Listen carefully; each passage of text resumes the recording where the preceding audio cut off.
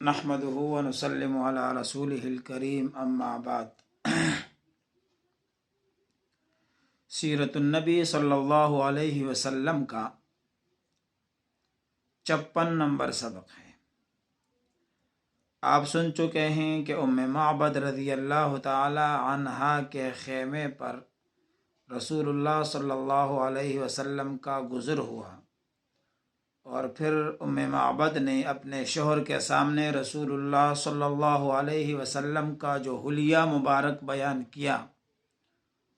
اس کا آپ نے کچھ تذکرہ سن لیا۔ رسول اللہ صلی اللہ علیہ وسلم جب راستے میں تھے اور اب یہ صورتحال واضح ہو گئی کہ اگر مکہ کے مشرکین کے لوگوں میں سے اس رکھے ہوئے انعام کی لالچ میں اگر کوئی رسول اللہ صلی اللہ علیہ وسلم کے پیچھے جائے گا بھی تو کامیاب نہیں ہو سکے گا۔ مکے میں اس صورتحال میں ایک آواز لگانا شروع ہوئی، اور وہ ایک غیبی آواز تھی جس کے بارے میں حضرت اسماء رضی اللہ تعالیٰ عنہا فرماتی ہیں کہ ہمیں معلوم نہیں تھا کہ رسول اللہ صلی اللہ علیہ وسلم غار سے نکل کر کس طرف رخ فرما چکے تھے، لیکن مکہ کے زیریں حصے سے ایک جن آیا اور اس جن نے اشعار پڑھے۔ اس اشعار میں وہ جو کچھ کہہ رہے تھے لوگ اس سے تعجب بھی کر رہے تھے اور اس آواز کے پیچھے پیچھے جا بھی رہے تھے، لیکن اس کو دیکھ نہیں پا رہے تھے۔ وہ اشعار میں کہہ رہا تھا، اللہ رب العرش ان دو رفیقوں کو بہترین جزا دے جو ام معبد کے خیمے میں نازل ہو چکے۔ وہ دونوں کے خیر کے ساتھ اترے اور خیر کے ساتھ روانہ ہوئے، اور جو محمد صلی اللہ علیہ وسلم کا رفیق ہوا وہ کامیاب ہوا۔ ہائے قصے، اللہ نے اس کے ساتھ کتنے بے نظیر کارنامے اور سرداریاں تم سے سمیٹ لی۔ بنو کعب کو ان کی خاتون کی قیام گاہ اور مومنین کی نگرانی کا پڑاؤ مبارک ہو۔ تم اپنی خاتون سے اس کی بکری اور برتن کے متعلق پوچھو، تم اگر خود بکری سے بھی پوچھو گے تو وہ بھی شہادت دے گی۔ یہ جن نے اعلان کیا کہ جن کو تم تلاش کرتے پھر رہے ہو وہ تو ایسے ایک عورت کے خیمے سے گزر گیا، اور اگر تم یقین کرنا چاہتے ہو تو خیمے میں جا کر عورت سے بھی پوچھ سکتے ہو، ورنہ اس کے برتن سے پوچھ لو کہ اس میں دودھ کیسے آیا، وگرنہ بکری سے پوچھ لو، وہ بھی شہادت دے گی کہ میں دودھ کے لائق قابل تو نہیں تھی، لیکن ایک مبارک ہستی نے جب میرے تنوں پہ ہاتھ مارا تو دودھ سے بر آئے۔ یہ اشعار کا مطلب تھا، اور لوگ ان کے پیچھے پیچھے جا رہے تھے،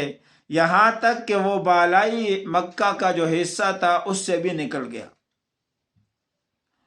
تو لوگ کہتے ہیں کہ پھر ہمیں معلوم ہوا کہ رسول اللہ صلی اللہ علیہ وسلم نے رخ کس طرف کیا، لہٰذا اب جب یہ واقعہ پیش آیا تو تلاش والے لوگوں میں سے 2 آدمی اس راستے پر نکل پڑے۔ ایک کا نام ہے سراقہ بن مالک اور دوسرا کا نام ہے بریدہ اسلمی رضی اللہ عنہ۔ سراقہ بن مالک کہتے ہیں کہ میں اپنی قوم بنو مدلج میں ایک مجلس میں بیٹھا ہوا تھا کہ اچانک ایک آدمی آیا، اور اس آدمی نے کھڑے ہو کر یہ کہا کہ چند افراد میں نے ساحل سمندر میں دیکھے ہیں۔ تو یہ کہتے ہیں کہ میں سمجھ گیا کہ یہ وہی لوگ ہیں جن کی ہمیں تلاش ہے، لیکن مجمع کے دوران میں نے نہیں کہا کہ ہاں یہ وہی لوگ ہیں، کہ مجھ سے پہلے کوئی اور نہ اٹھ چلے۔ میں نے ان کی بات کو ٹالتے ہوئے کہا، نہیں نہیں، وہ تو فلاں تھا اور فلاں تھا جن کی ہمیں تلاش ہے، ایسا کچھ نہیں ہے، وہ لوگ نہیں ہیں۔ پھر میں نے اچانک مجلس سے اٹھا، اپنی لونڈی کو خفیہ طریقے سے سمجھایا کہ وہ سواری تیار کرے۔ اس نے سواری تیار کی، پھر میں ایسے چشم پوشی کرتے ہوئے خفیہ طریقے سے وہاں پہنچا اور وہاں سے اپنے گھوڑے پر بیٹھا اور اس کو دوڑ لگائی۔ وہ ایسے ہی دوڑا جیسے مجھے توقع تھی، چلتے چلتے یہاں تک کہ مجھے یہ قافلہ جاتے ہوئے نظر آیا۔ تو کہتے ہیں کہ اب میرا ارادہ تھا کہ میں پہلے فال نکالوں، قرآن اندازی کروں، تاکہ مجھے پتہ چلے کہ آیا مجھے یہ کام کرنا بھی چاہیے یا نہیں۔ تو اپنے دستور کے مطابق اس نے فال نکالا تیر کا، تو وہ تیر نکلا جو تیر پر لکھا ہوا تھا کہ آپ کے لیے یہ کام ناموافق ہے، پسندیدہ نہیں ہے۔ تو یہ کہتے ہیں کہ میں نے اس کی پرواہ نہیں کی کہ دوسری طرف 100 اونٹ انعام میں تھے، لہٰذا میں نے پھر دوڑ لگائی تو میری جو سواری تھی وہ پھسل گئی اور گر گئی۔ میں نے ان کو اٹھانے کی کوشش کی، ایک بار وہ اٹھی، دوبارہ چل پڑی، دوبارہ میں نے فال نکالا تو پھر وہی فال نکلا کہ یہ مناسب نہیں ہے۔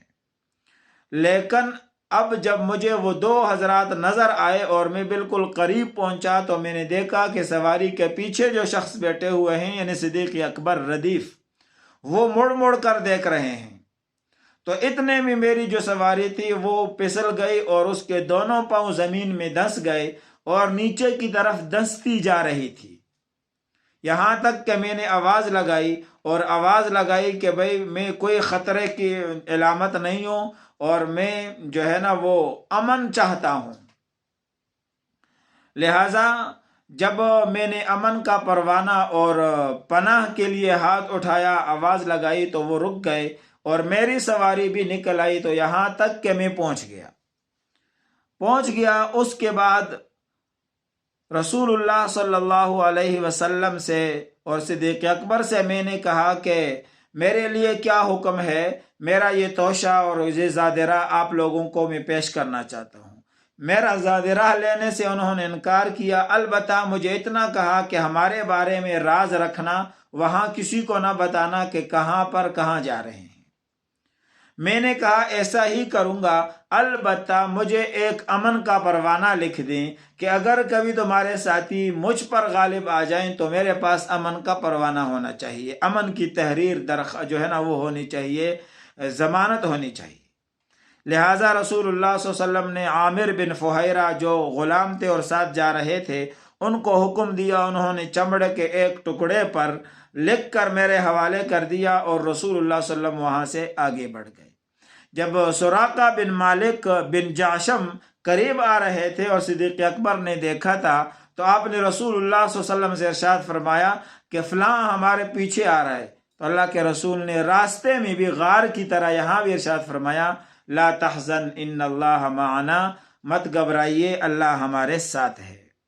اور راستے میں جو دوسرے آدمی ملے تھے وہ تھے بریدہ اسلمی رضی اللہ تعالیٰ عنہ، یہ بھی اسی ارادے سے پہنچے تھے کہ 100 جو انعام مقرر کیا گیا ہے وہ میں لے لوں۔ لیکن جب انہوں نے رسول اللہ صلی اللہ علیہ وسلم کے قریب پہنچے اور سامنا ہوا تو رسول اللہ صلی اللہ علیہ وسلم سے بات چیت کے دوران ہی یہ اللہ کے رسول کو دل دے بیٹھے اور رسول اللہ صلی اللہ علیہ وسلم کے عاشق صادق بنے اور ایمان لے آئے، اور صرف اکیلے ایمان نہیں لائے بلکہ اپنے ساتھ 70 آدمیوں کو مسلمان کیا اور پھر اللہ کے رسول کے سامنے پیش کیا، اور وہاں پر پھر اپنی پگڑی اتاری اور اس کے اوپر ایک نیزہ باندھ لیا اور سفید جھنڈے کے طور پر اس کو لہراتے رہے اور بشارت سناتے ہوئے یہ واپس آئے کہ امن کا بادشاہ ہے، صلح کا حامی ہے، دنیا کو عدالت و انصاف سے بھرپور کرنے والا تشریف لا رہا ہے، اور یہ اعلان کرتے ہوئے واپس ہوا۔ راستے میں تیسرے آدمی سے ملاقات ہوئی، زبیر بن عوام رضی اللہ تعالیٰ عنہ، یہ تو پہلے سے مسلمان ہو چکے تھے اور تجارت کے لیے شام گئے ہوئے تھے، تو قافلہ جب واپس آ رہا تھا تو وہاں ملاقات ہوئی۔ یہ جو سراقہ بن مالک سے ملاقات ہوئی یہ غالباً ہجرت کا 3 دن تھا، اور رسول اللہ صلی اللہ علیہ وسلم سے قدید مقام پر یا قدید مقام پر ملاقات ہوئی تھی۔ چلتے چلتے رسول اللہ صلی اللہ علیہ وسلم پھر سموار کے روز 8 ربیع الاول نبوت کی 14 یعنی سن نبوی 14 تھی، 14 نبوت تھی، اور ہجری کے اعتبار سے ظاہر ہے کہ ہجرت 1 ہجری تھی، اور 23 ستمبر 622 کو رسول اللہ صلی اللہ علیہ وسلم بروز سوموار قبا پہنچے۔ قبا سے پہلے مدینہ میں کیا ہو رہا تھا انشاءاللہ یہ آئندہ کے سبق میں۔ وآخر دعوانا ان الحمد للہ رب العالمین۔